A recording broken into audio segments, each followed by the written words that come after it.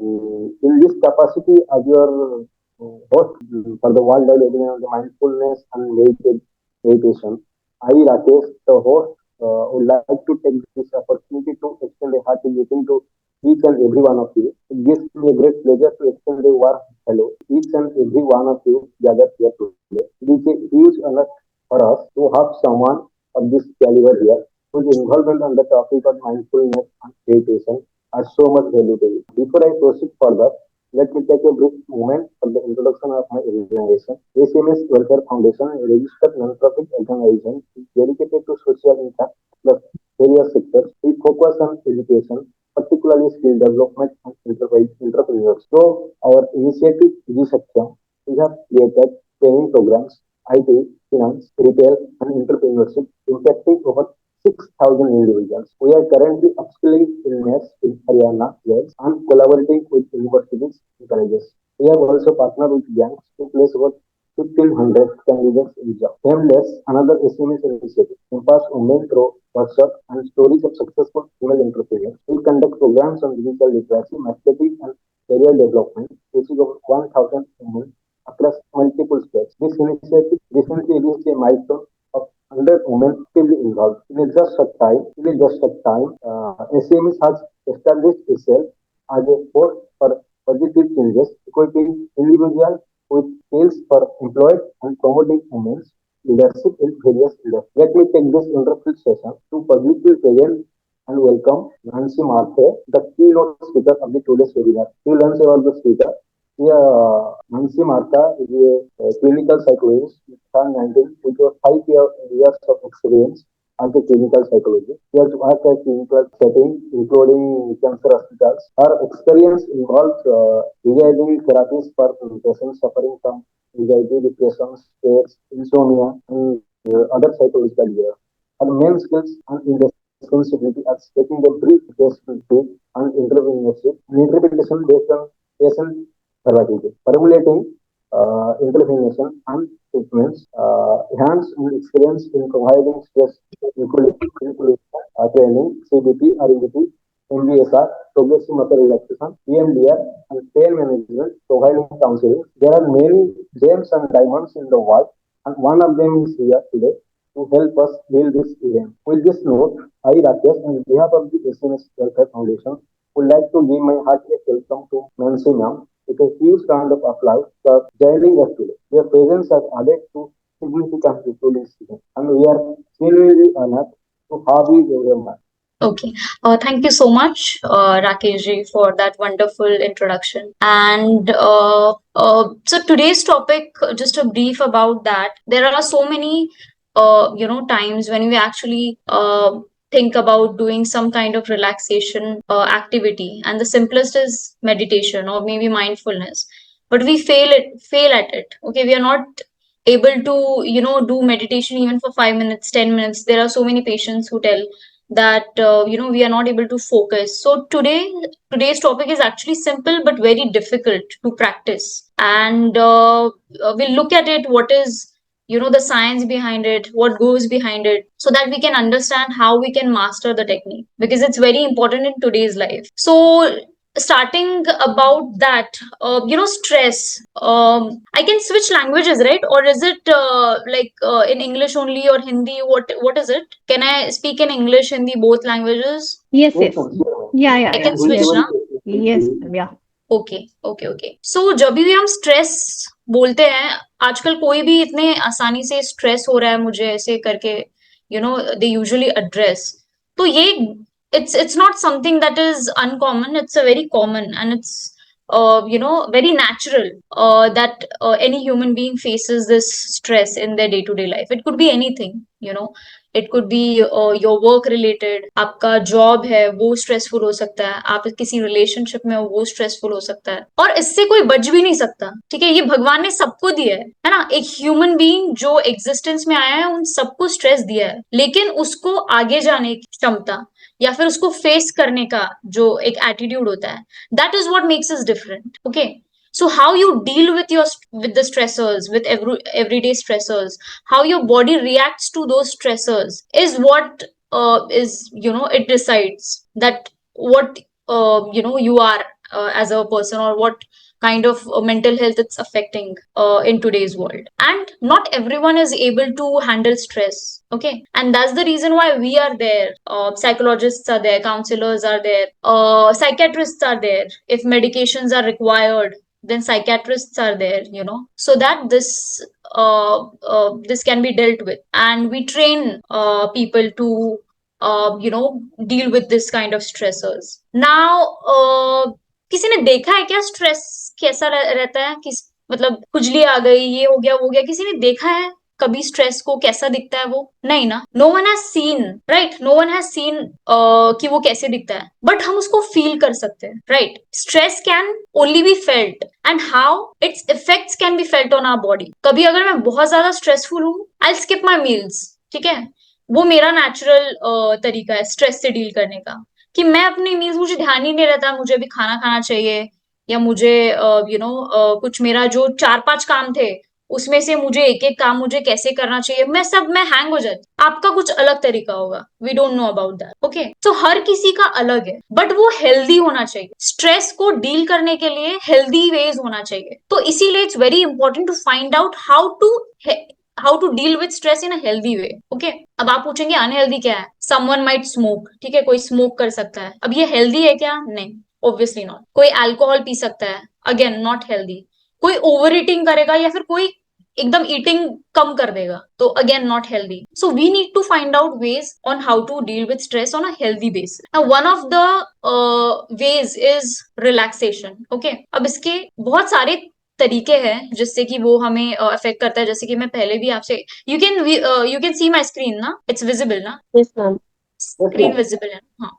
So immune system compromise is something that obviously, मतलब ऐसे नहीं होता कि 2-3 दिन, 1 हफ्ता, 2 हफ्ता के लिए मैं स्ट्रेस हूँ और मेरा इम्यून सिस्टम कम हो जाएगा, ऐसा नहीं है. जो स्ट्रेस के इफेक्ट्स होते हैं हमारी बॉडी पे, वो प्रोलॉन्ग्ड स्ट्रेस अगर हो रहा है तो हमको दिखते हैं.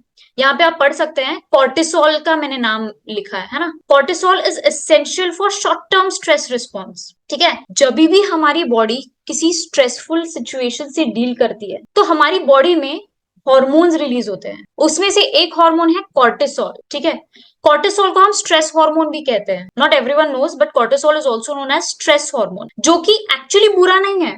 कॉर्टिसोल बहुत अच्छा हार्मोन है, लेकिन वो एक लिमिट तक ही अच्छा है, ठीक है? वो रिलीज हुए जा रहा है, हुए जा रहा है, हुए जा रहा है, तब फिर वो देन इट्स प्रॉब्लमेटिक. तो इम्यून सिस्टम, ये भी बहुत दिनों तक अगर आप स्ट्रेस में हो, कॉर्टिसोल है, तो आपका इम्यून सिस्टम कॉम्प्रोमाइज होगा. मेटाबॉलिक डिस्टर्बेंसेस, मतलब आपको डायबिटीज, ओबेसिटी, ओवरवेट, ठीक है, वेट रिलेटेड इश्यूज आपके, जिसको हम बोलते हैं, वो आपको देखने मिलेंगे. उसके बाद आपका आता है mental health related issues, very common, depression, stress, anxiety, all of these things. अगर कॉर्टिसोल बहुत टाइम से फ्लक्चुएट हो रहा है हमारे बॉडी में, तो आपको मेंटल हेल्थ रिलेटेड इश्यूज भी मिलेंगे, जिसमें मूड डिसऑर्डर्स बहुत ज्यादा आते हैं, एकदम से चिढ़ जाना, एकदम से खुश हो जाना, फिर कभी ऐसी सुसाइडल टेंडेंसीज, ठीक है? ये मैं बहुत एक्सट्रीम केसेस की बात कर रही हूँ, ठीक है? इसमें हर बार ऐसे टेंडेंसीज नहीं होती है, सुसाइडल या फिर डिप्रेसिव, लेकिन ये एक्सट्रीम केसेस में हो सकती है, ठीक है? एक्सट्रीम मतलब क्या? बहुत दिनों तक अगर आपने ध्यान ही नहीं दिया है उस चीज के ऊपर कि मैं ऐसे बिहेव कर रही हूँ, या फिर मुझे ऐसे टेंडेंसीज आ रही है, मूड डिस्टर्बेंसेस हो रहा है, कोई भी चीज एकदम से चालू नहीं होती है, ठीक है? वो धीरे धीरे आपको साइन देगी, तो वो होता है that leads to a chronic issue, जिसको हम क्रॉनिक इशू बोलते हैं. ऐसी चीजें हो सकती. उसके बाद आता है हमारा कार्डियोवास्कुलर. कार्डियोवास्कुलर मतलब anything that has to do with your heart, ठीक है? क्रॉनिक स्ट्रेस में आपका हार्ट रिदम चेंज होता है. सबको पता है, राइट, कि जब भी हम स्ट्रेस में होते हैं हमारा हार्ट बीट एकदम से बढ़ जाता है, क्योंकि हमारी बॉडी का वो नेचुरल रिस्पॉन्स है कि वो हम प्रिपेयर करें उस स्ट्रेस को. लेकिन अगर वो बहुत टाइम से एक हाई मेंटेन कर रहा है, तो वो फिर अच्छा नहीं है. That could lead to heart diseases, hypertension, and major अगर है तो स्ट्रोक भी आ सकता है, ठीक है? तो दैट इज अनदर पॉइंट. ना इन दिस, अब आप पूछेंगे कि कैसे हम इसको मैनेज कर सकते हैं, ठीक है? इसके पहले मैं आपको एक चीज थोड़ा सा बताती हूँ। हमारी बॉडी में ना दो तरह के सिस्टम्स होते हैं, ठीक है। एक होता है सिंपैथेटिक नर्वस सिस्टम और एक होता है पैरासिम्पैथेटिक नर्वस सिस्टम, ठीक है। तो जो भी सिंपैथेटिक नर्वस सिस्टम है वो हमें प्रिपेयर करता है स्ट्रेस के लिए, उसमें कॉर्टिसोल रिलीज होता है और वो बोलता है कि अभी इस स्ट्रेस को हमें डील करना है, ठीक है। लेकिन जैसा कि मैंने कहा, बहुत टाइम तक अगर हमारा सिंपैथेटिक नर्वस सिस्टम एक्टिवेट है तो वो हमें हार्म करेगा, ठीक है। जो कोई भी, अगर हम सपोज कोई भी एक मशीन ले लो आप, उसको कभी ना कभी तो हम बंद करना पड़ता है ताकि उसका मेंटेनेंस हम कर सके, राइट। एक संडे, सपोज एक मशीन 5 दिन 6 दिन के लिए चालू है, एक दिन रहता है संडे जिस टाइम पे हम उसको देखते हैं उसमें कुछ वेयर एंड टेयर हो रहा है क्या, उसमें कुछ खराबी आई है क्या, उसको कुछ ऑयलिंग की जरूरत है ना, मेंटेनेंस, तो वो काम करता है हमारा पैरासिम्पथेटिक नर्वस सिस्टम।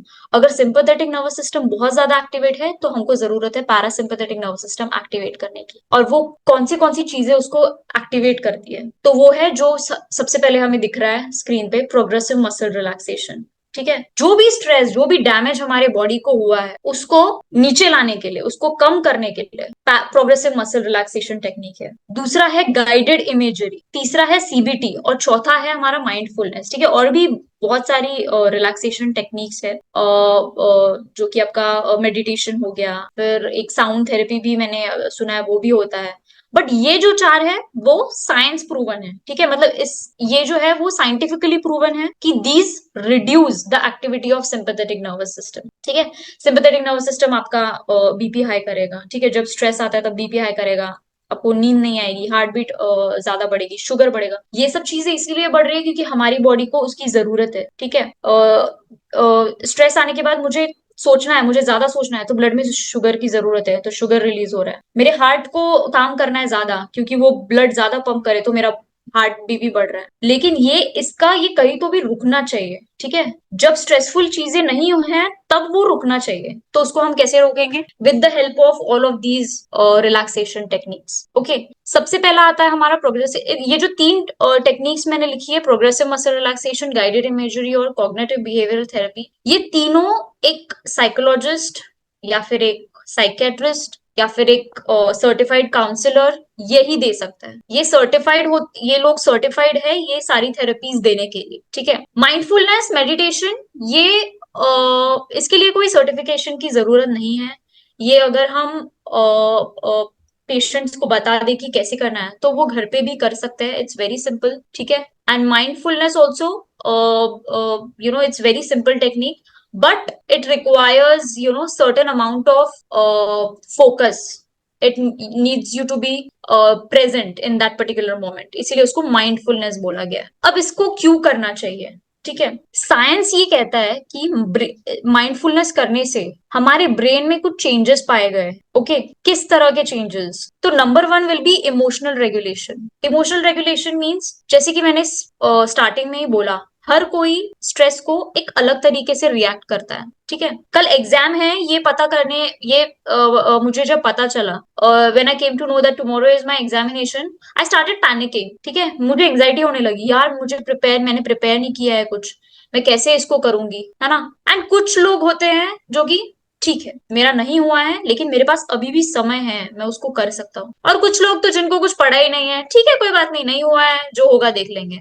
ऐसे अलग अलग प्रकार के लोग होते हैं। तो वो जो इमोशनल डिसरेगुलेशन, अगर हम बोले ना कि एंजाइटी, बहुत जल्द एंग्शियस हो जाना, उसको माइंडफुलनेस काम करता है, ठीक है। उसके ऊपर it works in bringing down that emotional dysregulation that is happening in our brain, ठीक है। जो भी हम डिसीजन ले रहे हैं उसमें तो हमारा brain he, our brain is responsible, right, to make decisions. तो इसीलिए mindfulness has been proven to activate certain areas of our brain. अब मैं एक specific area की अगर मैं बात करूं ब्रेन में, तो that is amygdala, ठीक है।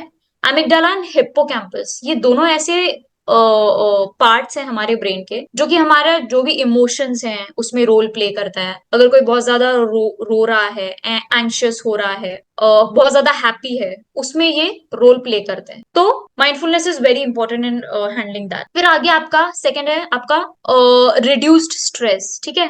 ब्रेन के चेंजेस में तो हेल्प करता ही है, बट आपका ओवरऑल जो स्ट्रेस है वो भी रिड्यूस करेगा। अब आप पूछोगे कि कैसे, इसके पीछे क्या साइंस है? So again it will help in bringing down the cortisol. जो मैंने बोला था ना, कॉर्टिसोल एक हार्मोन होता है, स्ट्रेस हार्मोन, उसको कम करने में माइंडफुलनेस हमारी हेल्प करेगा। तीसरा है आपका improved sleep. Whenever we are under stress, sleep सबसे पहली ऐसी चीज है जो कॉम्प्रोमाइज होती है। नींद सबसे पहली आपकी कॉम्प्रोमाइज होती है। आपको रिलैक्स्ड आप फील नहीं करोगे। आप नींद जो आपकी पहले डीप स्लीप होती थी, उसमें आप नहीं जा पाओगे। तो जब आप रिलैक्स ही नहीं कर पा रहे हो, आप कैसे डीप स्लीप में जाओगे? तो that is another very important role of mindfulness. Okay, sleep, sleep बहुत इसको हम क्या बोलेंगे, not everyone pays attention to it. Okay, it's very important actually. एक 7 से 8 घंटे की जो नींद है वो बहुत इंपॉर्टेंट होती है, लेकिन हम उसको आजकल नहीं ले पा रहे हैं।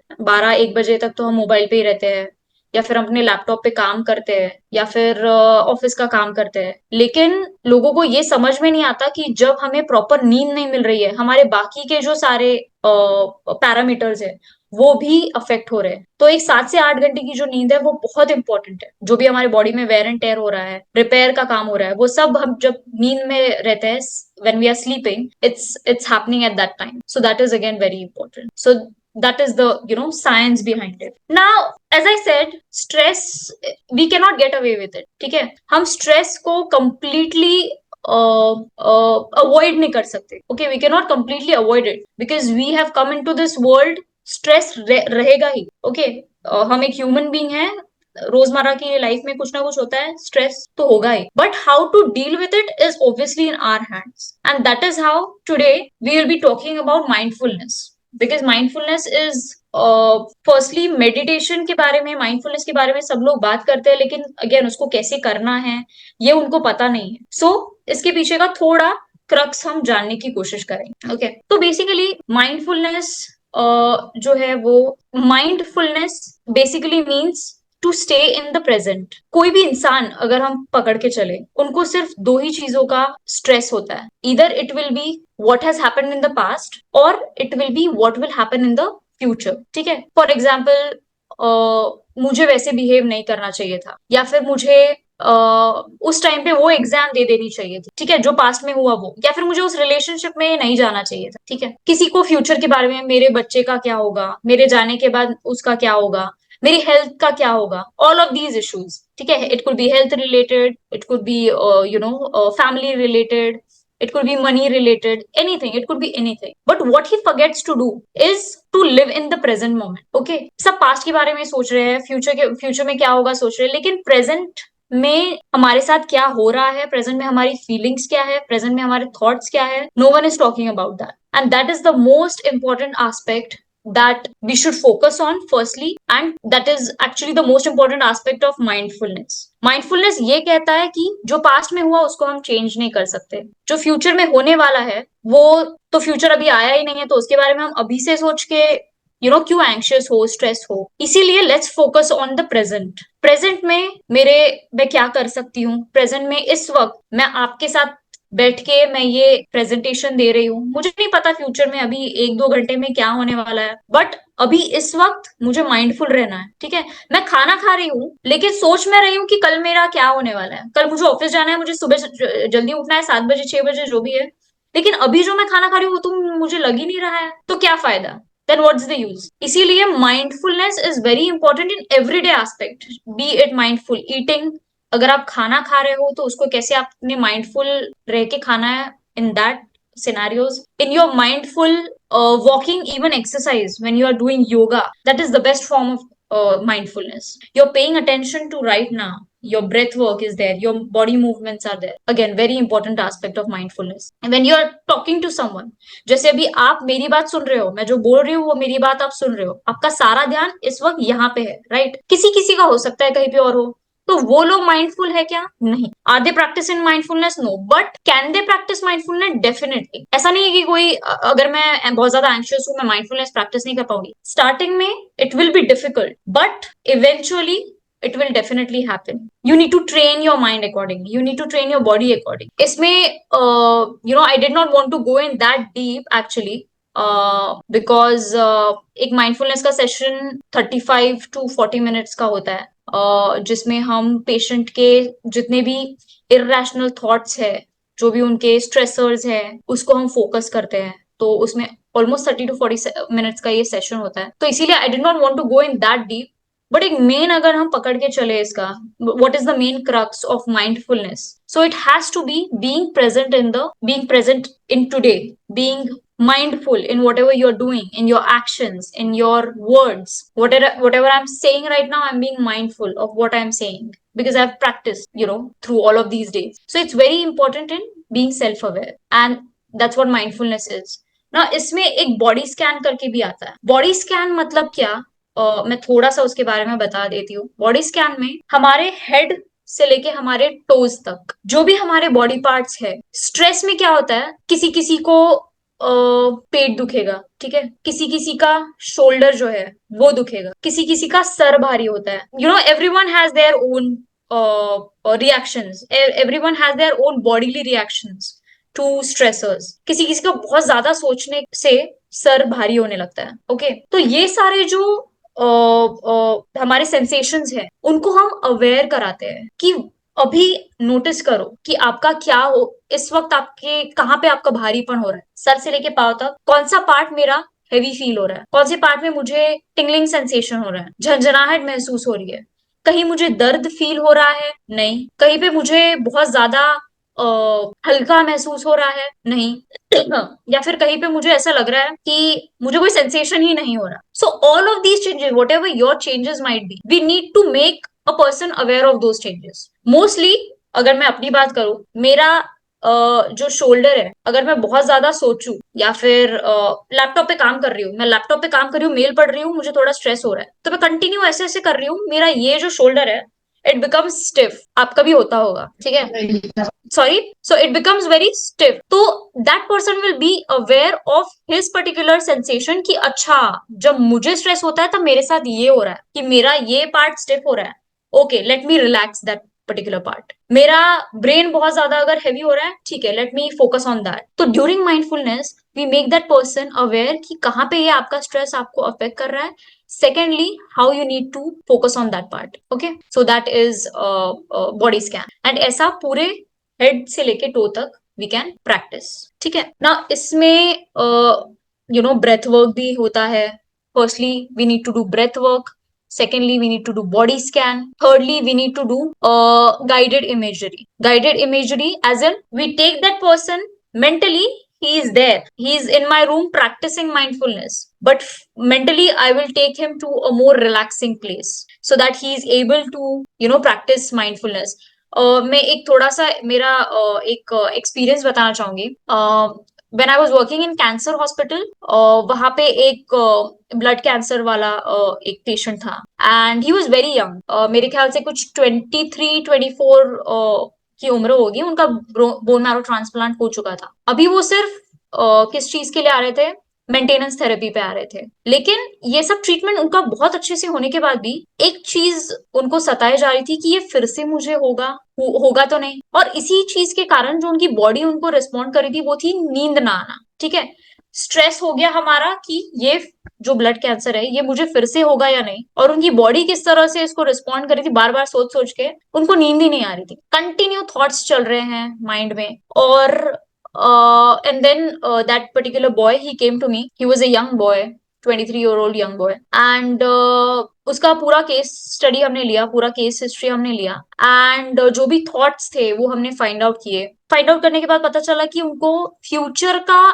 फियर है। जैसे कि मैंने बोला ना, एक इंसान को दो ही चीज का स्ट्रेस रहता है, क्या हो चुका है उसका और क्या होने वाला है उसका। इस इंसान को इस चीज का बिल्कुल भी स्ट्रेस नहीं था कि मेरी अभी की ट्रीटमेंट कैसे चल रही है, मैं इसमें से रिकवर हो चुका हूँ, मेरा बहुत सारा सब कुछ अच्छे से हो गया, मेरा बोन मैरो ट्रांसप्लांट भी अच्छे से हो चुका है, मेरा अभी थेरेपी पूरा हो चुका है, डॉक्टर ने बोला everything is good to go, तुम बाहर जा सकते हो, तुम ट्रेकिंग पे भी जा सकते हो, डॉक्टर ने बोला कुछ महीने के बाद। बट उसका इन सारी चीजों पे ध्यान नहीं था, उसका एक ही चीज पे ध्यान था, फ्यूचर जो अभी तक हुआ नहीं है उसके बारे में वो सोच रहे हैं। He is thinking about it and he is getting stressed about it कि अगर मुझे ये फिर से हुआ तो मैं क्या करूंगा, मेरा आगे का हेल्थ का कैसा होगा, मेरे पेरेंट्स का क्या होगा। Okay, so all of these things that have not yet happened, he's thinking about it, and उसके कारण उसकी अभी स्लीप डिस्टर्ब्ड है, उसका खाना भी थोड़ा बहुत डिस्टर्ब है, उसका एक्सरसाइज में मन नहीं लग रहा, everything etcetera. Okay, so it's very important to understand how a stress is affecting your body. So after few mindfulness sessions, that person was actually able to find more calmness. मतलब उनके जो इतनी overthinking थी, ठीक है, वो reduce हो गई, because obviously as I said your sympathetic nervous system हमेशा एक्टिवेट रहता है, बट उसका जो काउंटर पार्ट है उसको भी एक्टिवेट करना जरूरी है. पैरासिम्पैथेटिक नर्वस सिस्टम जो उसका भाई है उसको भी एक्टिवेट करना जरूरी है हमारे बॉडी. तो इसीलिए mindfulness really helped that person in activating his parasympathetic nervous system. Wherever he went, at the end of the session he said कि मुझे जरूरत नहीं है ऐसे कुछ एक अलग से रूम में जाके करने की. मैं जहाँ पे सपोज मैं अगर हॉस्पिटल में आ रहा हूँ, उन्होंने बोला, तो जब तक मेरा नंबर नहीं आ जाता मैं तब तक फिर मैं माइंडफुलनेस प्रैक्टिस करते रहता था. और जब भी वो माइंडफुलनेस प्रैक्टिस करते थे उनको काफी रिलैक्स्ड फील होता था, ऐसे उन्होंने बोला. एंड धीरे धीरे उनका स्लीप इश्यूज जो था वो भी उनका काफी काम हो गया. So that is how mindfulness help that patient in reducing his racing thoughts. I think we have arrived at the last thing. Just a bit about from where I come from. I come from Belief Consultancy, and this is what we do at our firm. It is a team. It is a multidisciplinary team जिसमें psychiatrists हैं, consultants हैं, psychologists हैं, career guidance के लिए भी career coaches हैं, soft skill trainers हैं. So I mean, it's really good, and I would really hope that you connect with us, and that is it from my side. Thank you, ma'am. Thank you. It's open for any questions if someone might have. Yes, ma'am. Yes. Madam, what is progressive relaxation technique? Progressive Muscle relaxation technique. Progressive muscle relaxation technique. Yeah. So Ghanshyam ji, मैंने जैसे बोला, as I said, stress can affect every part of our body. Okay, body scan you mean? Body scan. No. Yeah, body scan is actually different. In progressive muscle relaxation, what we do is we try to identify which muscle is constricted, okay, and we try to relax that particular muscle. So what happens is the cortisol hormone, that is the stress hormone, it constricts every part of our muscle. Okay, mostly it is the shoulder muscles, if there are, and then our other body part muscles also. Slowly and steadily, in progressive muscle relaxation, we try to relax every part of the muscle that might be constricted. Okay, in the morning I do some exercises to relax that one, and because Okay. I was having this spondylitis, so Okay. some of the exercises were told to me, and that is also a muscle relaxation technique. Correct. I feel this also a stress relaxation technique. Okay. But did doctor tell you that you should perform these exercises, or because you're having spondylitis, right? Yeah. Okay. I got from doctor only. Okay. Yeah. That's great. So yeah, progressive muscle relaxation technique really helps in relaxing our muscles. Yes, So that is again a very important aspect. And this guided imaginary is also you told about this case that blood cancer wala Blood cancer. patient. Yeah. That is a guided imaginary method. So mindfulness, Mr. Ghanshyam, it consists of various techniques. Okay. Yeah. So first phase is breathing, breath work. Okay. Yes. Relaxing the body. Second is your body scanning. Okay. Identifying which part is constricted and trying to relax it. The second aspect is guided imagery or visualization. Okay. So right now you're sitting here, but if I ask you to close your eyes and do a proper visualization, it could be anything. I feel relaxed when I think about the beach. Then I'll ask you that you please imagine that you're sitting at the beach, the waves are there, you're feeling relaxed, you're having this, that. It's a very 5 to 10 minutes of visualization technique. So that is the guided imagery technique. Okay. So we take the person to that place, and then we again do some breath work, and then we bring him from there to the present scenario. and we make him aware that your present is this, you need to deal with this, and then it's the closing session. So all of these 2, 3, 4 techniques are there, comprises of one mindfulness session, which takes Okay. for about 40 minutes. Okay. Thank you. Thank you. Thank you, ma'am, for answering this question to our participant. There are also some other questions from our participant. If you feel free, I will put it before you. Hello. Yeah, sorry, I didn't hear you. Hello. Am I audible, ma'am? Yeah. Ma'am, actually, there are some other questions from participants Okay. who want to know their answer from you. And if you give your consent, I will put it before you. Yeah, sure. The question is how to meditate mindfulness for beginners. How to Meditate mindfulness for beginners. for business Beginners, ma'am, from the beginners. beginners, how they Okay. start their mindfulness. Okay, for beginners. Okay. Yes. So, to start with, those who are finding it very difficult to do meditation or maybe anything, just start focusing on your breath. Number one. Okay. Breath work is very important, and focusing on your thoughts. So, right now we are in this session, but if I ask you what are you thinking, what are your thoughts? That is also a very simple technique to be aware, because we are being aware of our thoughts, okay, of our feelings, of how I'm feeling right now, what am I doing right now. Even a student could do, or maybe a working person could do. Whenever you're doing something, just be mindful of what you're doing or what you're eating. So there is also this one technique of mindful eating. Okay, you can practice that also. So जब भी हमारे सामने plate में खाना आता है, mindful eating के कुछ कुछ टेक्निक्स होती है, जैसे उसका स्मेल लेना, ठीक है, सो दैट हमारे यहाँ के सेंसेस जो है वो एक्टिवेट हो जाए। उसको थोड़ा सा चख के देखना, सो दैट उसकी टेस्ट से हम एक्टिवेट हो। अगर हम चिड़चिड़ करके खाना खा रहे हैं, अगर हम स्ट्रेस में खाना खा रहे हैं, तो आपको लगता है कि वो हम एब्जॉर्ब करेंगे? Obviously not, right? तो इसीलिए बीइंग थैंकफुल टू गॉड कि चलो मेरे प्लेट में ये आज खाना है, कितने लोगों को खाना नहीं मिलता है। ब्रीदिंग, अगर हमारी ब्रीदिंग थोड़ी कम ज्यादा है तो उसको नोटिस करना, उसको थोड़ा कंट्रोल करने का ट्राई करना, लंबी सांस लेना, स्मेलिंग योर फूड, टेस्ट में कैसा है, सेंसेस में कैसा है, वो सब हम कर सकते हैं। माइंडफुलनेस हम फॉलो कर सकते हैं। अगर रिलेशनशिप किसी को कुछ इशू है तो उसमें हम माइंडफुलनेस प्रैक्टिस कर सकते हैं। मैं कुछ ऐसा ना बोलूं जिसके कारण जो मेरे आगे वाला है वो चिढ़ जाए, तो इसीलिए being mindful of what I am saying. Okay, अभी आप मुझे सुन रहे हो, ठीक है, आप मुझे ध्यान से सुन रहे हो, that is mindful listening, that is there. Exactly. अगर आप नहा रहे हो, sorry, Exactly, ma'am. It is actually all about the active involvement of the activity Correct. what you are doing. Correct. कल क्या हुआ नहीं सोचना है, परसों क्या होगा नहीं सोचना है, अभी मैं क्या कर रहा हूँ इसके बारे में सोचना है, ये है माइंडफुलनेस। तो जस्ट अगर आपने बोला ना जैसे बिगिनर्स कैसे कर सकते हैं, तो वो ब्रीदिंग से और अपने थॉट्स क्या चल रहे हैं उसको अगर वो अवेयर हो जाए, तो वो दो चीजें you are good to go with. Thank you, ma'am, for answering the questions. Another question is, can mindfulness stop panic attacks? Can mindfulness curb panic attacks? Ma'am, can mindfulness stop panic attacks?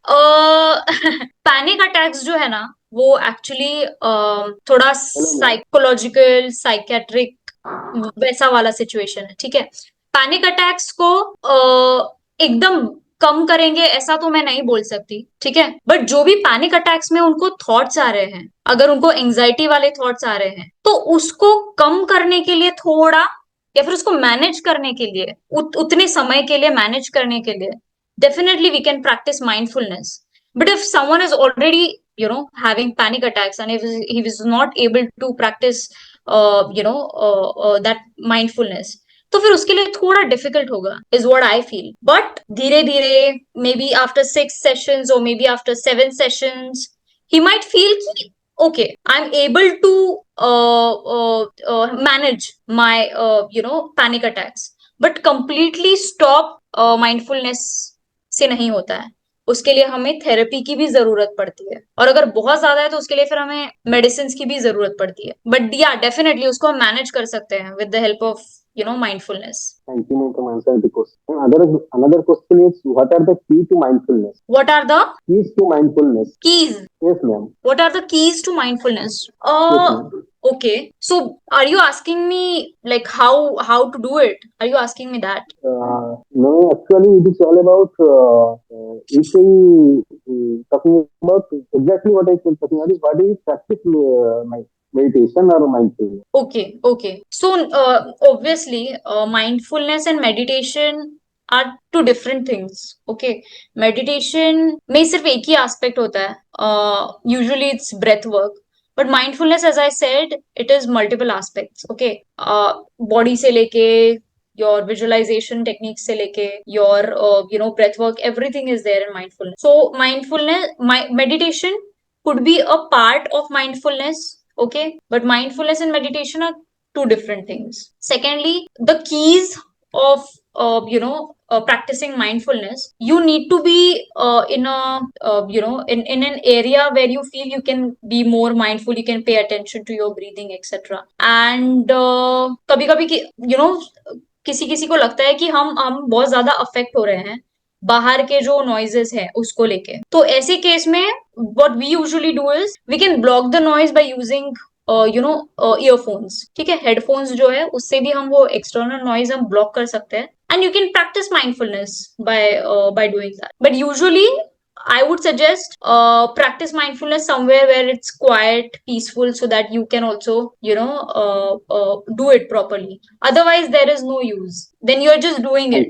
There is no there is no this thing. So practice mindfulness in a very quiet place. Thank you, ma'am, for answering the question. And once again, I express my gratitude and thanks to you for sparing time from your hectic schedule to impact information to us. And we are pleased by your invaluable presence at this session. And you provided in-depth analysis of subjects and shared some fascinating information, which shall avoid your time to further such workshop in order to advance both personal and collective knowledge. And additionally, I want to thank everyone in the attentive audience for their smart questions and active involvement. This event is considerably more meaningful because of your participants.